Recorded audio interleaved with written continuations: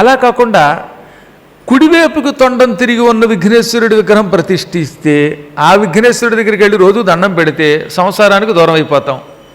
అలాంటి విఘ్నేశ్వరుడు వైరాగ్యమునిస్తాడు, సంసార బంధాలు తొలగిస్తాడు.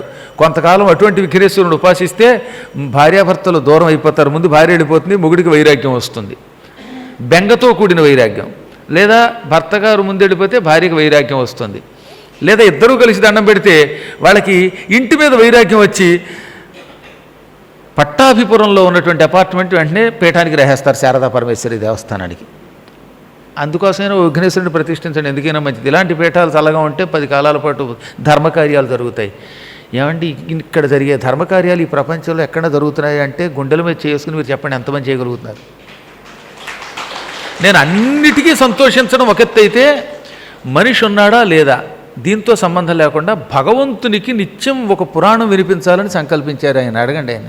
ఇక్కడికి ఒక ఆయన వచ్చి రోజు అక్కడ ఎవరున్నా లేకపోయినా ఆయన దారిని ఆయన పురాణం చెప్పుకెళ్ళిపోతాడు. ఎవరు వింటున్నారు? లోపల పరమేశ్వరి వింటోంది. ఆ ప్రాంతంలో ఆ పురాణం జరగాలి.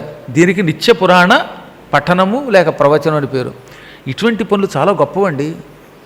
నిత్యం వేదం, నిత్యం పురాణం, నిత్యం అర్చన, నిత్యము భగవంతుని సంకీర్తన, ఇటువంటివి జరుగుతున్న స్థలము భూలోకంలో మణిద్వీప సయేవాస్తి ఎత్ర దేవి విరాజతే. అదే మణిద్వీపం, అక్కడ అమ్మ ఉంటుందని చెప్పారు బ్రహ్మాండ పురాణంలో వ్యాసుల వారు.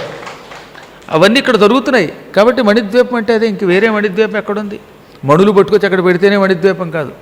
అమ్మవారు అక్కడ ఉంటుంది. నిరంతరం పురాణం జరుగుతూ ఉంటే, నిరంతరం అర్చనలు జరుగుతూ ఉంటే, నిరంతరం భజనలు జరుగుతూ ఉంటే, నిరంతరం భక్తులు మీలా కళకళలాడుతూ వచ్చి పురాణం వింటూ ఉంటే అమ్మ వచ్చి తీరుతుందన్నమాట.